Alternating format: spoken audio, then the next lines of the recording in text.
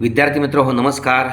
आजच्या व्हिडिओमध्ये इयत्ता 10वी गणित भाग 2 महत्त्व मापन मेन्शुरेशन या प्रकरणाचा आपण अभ्यास करणार आहोत. अंतिम परीक्षेसाठी 10 गुणांच्यासाठी हे प्रकरण आहे. त्या अनुषंगानं या घटकाकडं या प्रकरणाकडं पाहिलं जावं. आपण या घटकामध्ये विविध घनाकृतीच्या पृष्ठफळ व घनफळावर आधारित संमिश्र उदाहरणे पाहणार आहोत. Mixed examples on surface area and volume of different solid figures. वर्तुळकंसाची लांबी, arc of circle, length of arc, वर्तुळपाकीचे क्षेत्रफळ, एरिया ऑफ ए सेक्टर, वर्तुळखंडाचे क्षेत्रफळ, area of segment of a circle या घटकांचा आपण अभ्यास करणार आहोत. या ठिकाणी पूर्वज्ञान आपणास इष्टिकाचित्ती, घन, वृत्तचित्ती, शंकू, गोल, अर्धगोल आपण ते पाहिलेले आहेत इयत्ता 8वीला. इष्टिकाचित्ती उभ्या पृष्ठांचं पृष्ठफळ या ठिकाणी 2h कंसात L अधिक B. याचा अर्थ या ठिकाणी ही इष्टिकाचित्ती आहे. इष्टिकाचित्तीला उभी एकूण 4 पृष्ठ आहेत. या ठिकाणी हे उभं पृष्ठ आहे, त्याची लांबी L आहे, रुंदी B आहे आणि उंची H आहे. ही लांबी आहे, ही उंची आहे. L गुणिले H हे एक पृष्ठ आहे उभं. पलीकडलं पण L गुणिले H यासारखंच आहे, त्यामुळं 2LH अधिक उभं पृष्ठफळ उजव्या बाजूचं लांबी B, रुंदी H म्हणजे उंची BH. पलीकडलं या बाजूचं पण या ठिकाणी BH म्हणजे 2BH. या ठिकाणी 2 तर सामायिक निघतोय. या ठिकाणी कंसात हा H पण सामायिक निघतो, तो पुढं काढूया. आत राहिला L अधिक B, 2 कंसात L अधिक B कंस पूर्ण गुणिले H, 2 कंसात लांबी अधिक रुंदी कंस पूर्ण गुणिले उंची. या ठिकाणी तळाचं इथं 2 लांब्या अधिक 2 रुंद्या एवढंच पाहिलं आपण, तर तळाची परिमितीसुद्धा आहे. ही तळाची परिमिती गुणिले उंची.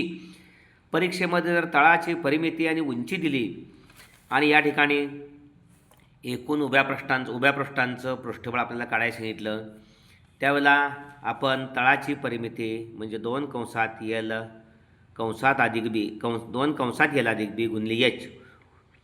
ओके, तळाची परिमिती म्हणजे 2 कंसात L अधिक B. संपूर्ण याची किंमत समजा 140 तळाची परिमिती दिली आणि उंची H दिली, तर 140 गुणिले उंची पाय दिली तर 140 गुणिले 5 14 पंचे 70.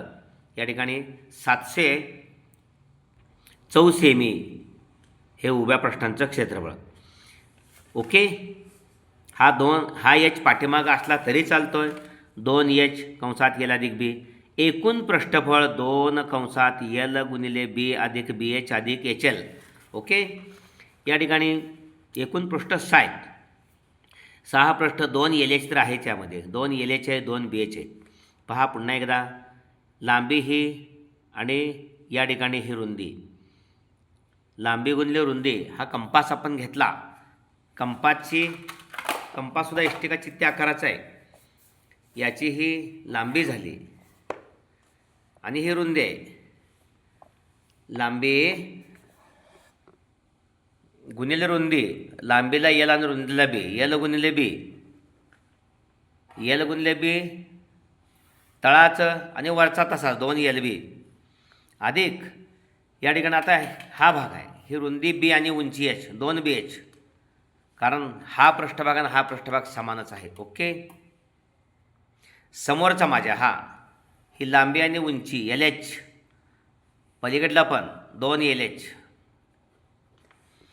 म्हणजे 2LB अधिक 2BH अधिक 2LH म्हणजे LBH क्रमानं आपण L लांबी, B रुंदी, H उंची क्रमानं घेतली तर पहिल्या दोघाचा गुणाकार त्याची दुप्पट, दुसऱ्या दोघाचा गुणाकार त्याची दुप्पट, पहिला आणि तिसरा यांचा गुणाकार त्याची दुप्पट. म्हणजे 2 कंसात 2 सामायिक काढला, 2LB पहिलं दुसरं अधिक दुसरं तिसरं 2BH अधिक हा 2 सामायिक काढले आणि LH.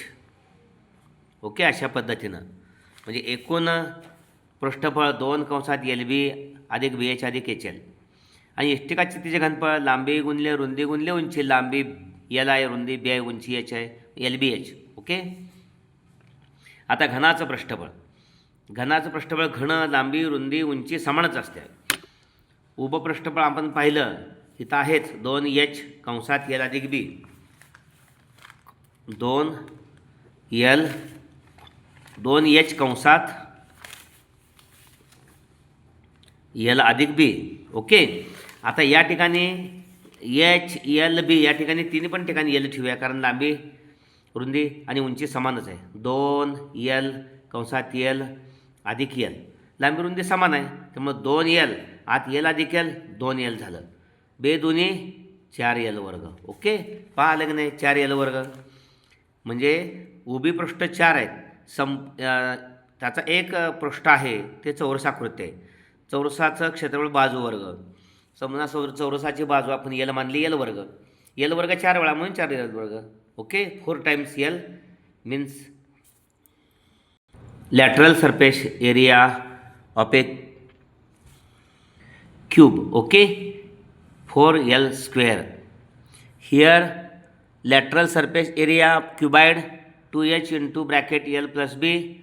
Here total surface area of cuboid 2 into bracket l b plus b h plus hl bracket complete. Here volume of cube l b h.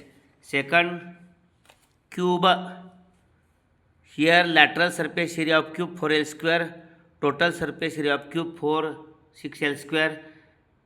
घनाचे घनफळ लांबी गुणले रुंदी गुणले उंची. एल गुणिले एल गुणिले एल एल घन L cube. Okay. Volume of cube L cube.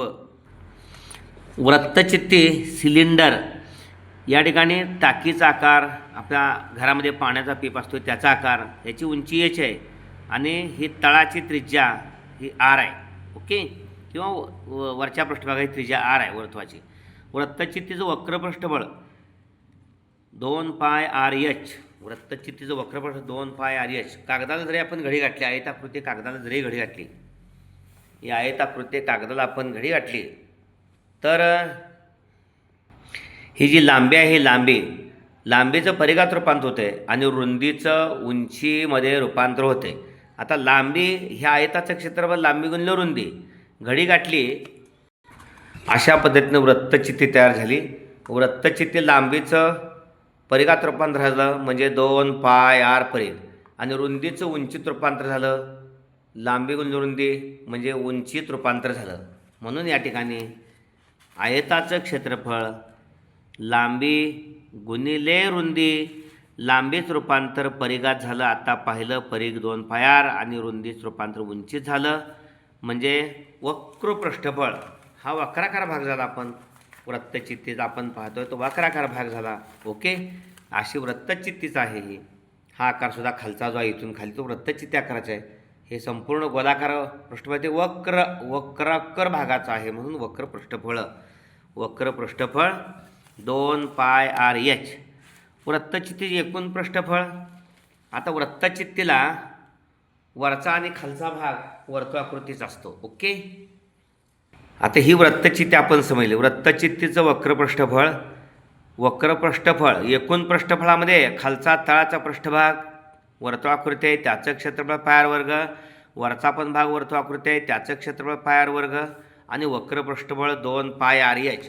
म्हणजे तिघांची बेरीज म्हणजे एकूण पृष्ठफळ. तिघांची म्हणजे या ठिकाणी 2πrh वक्र पृष्ठफळ, तळाचं क्षेत्रफळ πr वर्ग, वरच्या भागाचं क्षेत्रफळ πr वर्ग, म्हणजे 2πrh अधिक πr वर्ग अधिक πr वर्ग 2πr वर्ग. इथला 2 सामायिक, पाय पण सामायिक, आर पण एक सामायिक. 2πr हा 2πr सामायिकाकडे किती एच राहिला, अधिक 2πr सामायिकाला आणि एक आर राहिलं इथं. म्हणजे वृत्तचित्तीची एकूण पृष्ठफळ 2πr कंसात आर अधिक एच किंवा एच अधिक आर इथं आहे. ओके. अशा पद्धतीनं. आणि वक्रचित्तीचं घनफळ तळाचं क्षेत्रफळ गुणले उंची, क्षेत्रफळ गुणले उंची, तळाचे क्षेत्रफळ πr वर्ग आणि उंची एच, म्हणून घनाचं वृत्तचित्तीचं घनफळ πr वर्ग H. Okay. Curved surface area of cylinder 2πrh. Total surface area of cylinder 2 pi r into bracket r plus h and volume of cylinder pi r square h. आता हा शंकू आहे. शंकू हा कसा तयार केला जातो तर वृत्तचित्ती समजा ही वृत्तचित्ती आहे. या वृत्तचित्तीचे समान 3 भाग केलेत 1 2 3 आणि त्यातला एक भाग विचारात घेतला म्हणजे 1 2 3 भागातला एक भाग विचारात घेतला म्हणजे 1/3. कशातला वृत्तचित्तीच्या घनफळातला. वृत्तचित्तीचं घनफळ पाय r वर्ग h त्याचा 1/3. कारण या वृत्तचित्तीमध्ये त्याच उंचीचा शंकू तळाची त्रिज्या तीच वृत्तचित्तीची शंकूची असा शंकू तयार केला तर ते शंकू मातीने किंवा धान्यानं भरून पूर्णपणे या मूळ वृत्तचित्तीमध्ये 3 मावतात. म्हणून वृत्तचित्तीचं शंकूचं घनफळ 1/3 पाय r वर्ग h आहे. शंकूचं घनफळ 1/3 पाय r वर्ग. ओके. आता हा शंकू आहे. या शंकूची ही तिरकस उंची आहे. ही लंब उंची h आणि ही तळाची त्रिज्या r. म्हणजे या ठिकाणी हा काटकोन त्रिकोण झाला. त्याचा कर्ण l आहे. तिरकस उंची l, लंब उंची h आणि तळाची त्रिज्या या ठिकाणी r. म्हणून पायथागोरसचं प्रमेय वापरून l वर्ग बरोबर r वर्ग अधिक h वर्ग. ओके. l वर्ग बरोबर काटकोन करणाऱ्या बाजूंची वर्गांची बेरीज. काटकोन करणाऱ्या बाजू r आणि h आहेत. त्यामुळं l वर्ग बरोबर r वर्ग अधिक h वर्ग. l वर्गाचं l वर्गमूळ आणि r वर्ग अधिक h वर्गाचं वर्गमुळात r वर्ग अधिक h वर्ग ही शंकूची तिरकस उंची l बरोबर कंसात h वर्ग अधिक r वर्ग. ओके. शंकूचे वक्र पृष्ठबळ पाय r l. शंकूचे वक्र पृष्ठबळ पाय r l. आता पाय r कुठून आलं तर या ठिकाणी वर्तुळाचा परिघ 2 पाय r. आता या ठिकाणी अर्धा भाग आहे पाय r आणि तिरकस उंची पाय r गुणिले l. शंकूचे वक्र पृष्ठबळ पाय r गुणिले l आणि शंकूचे एकूण पृष्ठबळ. आता शंकूचे एकूण पृष्ठबळ शंकूचे तिरकस पृष्ठबळ पाय r l अधिक तळाचं क्षेत्रफळ फक्त तळच आहे. वरती शिरोबिंदू आहे म्हणजे एकाच वर्तुळाचं क्षेत्रफळ. वृत्तचित्तला आपण पाय r वर्ग अधिक पाय r वर्ग केलं तर 2 वेळा. इथं एकदाच पाय r वर्ग. पाय r वर्ग पाय r l आणि पाय r वर्गामधला सामायिक पाय r करायचा. आत राहिला इथं l अधिक r वर्गामधला एक r बाहेर काढला इथं r राहिला. पाय r कंसात l अधिक r. शंकूचे एकूण पृष्ठबळ पाय r कंसात l अधिक r. Slant height of cone l is equal to √h square plus r square. Curved surface area of cone pi r l. Total surface area of cone pi r into bracket r प्लस l. Volume of cone 1/3 into pi r square h. Okay. आता हा गोल आहे. गोल sphere म्हणायचं. गोल भरीव असतो. गोलाचे पृष्ठबळ totally संपूर्ण गोलाचे पृष्ठबळ 4 pi r वर्ग. संपूर्ण गोलाचे पृष्ठबळ 4 पाय r वर्ग. गोलाचे घनफळ 4/3 पाय r घन. rचा घन त्रिज्याचा घन. गोलाचे घनफळ 4/3 पाय r घन. अर्धगोल म्हणजे हाच कापला आहे. आता अर्धगोलाचे वक्र पृष्ठबळ. आता गोलाचे पृष्ठबळ आहे तर फोडलेलं नाही तोडलेलं नाही. गोलाचे पृष्ठबळ 4 पाय r वर्ग आणि इथं अर्धगोलाचं वक्र पृष्ठबळ म्हणजे 2 पाय r वर्ग म्हणजे 4 पाय r वर्गाचं निम्म 2 पाय r वर्ग. भरीव अर्धगोलाचे एकूण पृष्ठबळ. आता भरीव अर्धगोलाच्या पृष्ठबळामध्ये भरीव अर्धगोलाच्या मध्ये हा अर्धगोल आहेच त्याचं 2 पाय r वर्ग आणि वरचा भाग वर्तुळाकृती आहे ते पाय r वर्ग 2 पाय r वर्ग आणि 1 पाय r वर्ग. या ठिकाणी 3 पाय r वर्ग. ओके. भरीव अर्धगोलाचे एकूण पृष्ठबळ 3 पाय r वर्ग. अर्धगोलाचे 2 पाय r वर्ग आणि हे वर्तुळाचं क्षेत्रफळ पाय r वर्ग म्हणजे 3 पाय r वर्ग. आता पूर्ण गोलाचे घनफळ 4/3 पाय r घन आहे. अर्धगोलाचं 4चं निम्म 2/3 पाय r घन. Okay. Sphere surface area of sphere 4 pi r square.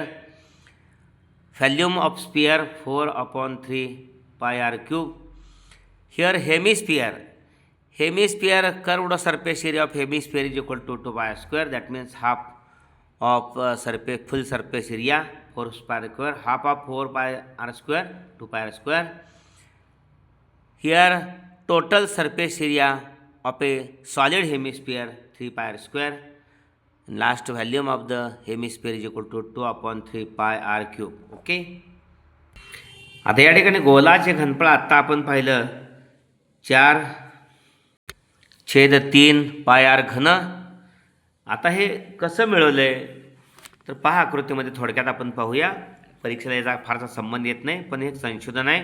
गोलाची त्रिज्या r आहे, ती मोजता येते. गोलाच्या त्रिज्येची दुप्पट 2πr अशा खुणा करून घ्यायच्या. ह्याच्यामध्ये 1r 2r अशा पद्धतीनं चंचुपात्रामध्ये, आणि त्याचे 3 समान भाग केलेत. या ठिकाणी त्या गोलाच्या त्रिज्येच्या दुपटी एवढ्या खुणा करून 1 2 3 असे समान भाग केलेले आहेत, आणि एकच भाग पाणी भरलेला आहे. आणि त्यानंतर जो गोल आपण या चंचुपात्रात सोडणार आहे त्याच्या हे परिघाचे जे भाग आहेत ते स्पर्श करत त्या चंचुपात्रात जाणार आहेत. ते आता लक्षात आलं असेल की पाणी मात्र बरोबर उरलेले 2 भाग आहेत तेवढं पाणी वाढलेलं आहे, कारण हा धातूचा गोळा त्यामध्ये सोडलेला आहे. आता या ठिकाणी चंचुपात्र वृत्तचित्त त्याग करायचं आहे. चंचुपात्राच्या 2r एवढ्या उंचीपर्यंत पाण्याचे घनफळ आता झालेलं आहे वृत्तचित्तीच्या घनफळाच्या सूत्राचं. आता या ठिकाणी हे घनफळ आपण व्ही मानलं. वृत्तचित्तीचं घनफळ, आता हे जे घनफळ आपण व्ही मानलेलं आहे ते πr² गुणिले 2r. πr² म्हणजे तळाची त्रिज्या r आहे. πr² आपण वृत्तचित्तीचे घनफळ πr² घेतले. πr² वृत्तचित्तीचे घनफळ, पण 2 काय आहे, 2r काय आहे, ही उंची आहे, म्हणून उंची h ऐवजी 2r आलेला आहे, म्हणून 2πr³. ओके, 2πr³ हे घनफळ. आता फी बरोबर काय आहे मग, हे फी चेंडूचं घनफळ आणि आधी भरलेल्या पाण्याचे घनफळ आणि चेंडूचे घनफळ. म्हणजे फी बरोबर काय आहे, चेंडूचे घनफळ आणि आधी भरलेल्या पाण्याचे घनफळ. आता पाणी 1/3 भरले, 3 भाग करून 1/3, म्हणून 1/3 गुणले 2πr³. 2πr³ 1/3 भरला आहे. या ठिकाणी आपल्याला हा फी आहे 2πr³, तिथे किंमतलेली 2πr³ वजा 2πr³ 3 सारखा नाही, तिरकस गुणाकार, 3 2 6πr³ मधनं 2πr³ गेले, 4πr³ उरले, भागिले 3 आहे, म्हणजे गोलाचे घनफळ 4/3πr³ अशा पद्धतीनं आपण मिळवलं. ओके. पुढील व्हिडिओमध्ये आपण सराव संच 7.1 प्रॅक्टिस सेट नंबर 7.1 पाहणार आहोत. व्हिडिओ या ठिकाणी आपण लाईक करा आणि शेअर करा. आवडला असलेला व्हिडिओ कमेंट बॉक्समध्ये कमेंट्स द्या. धन्यवाद.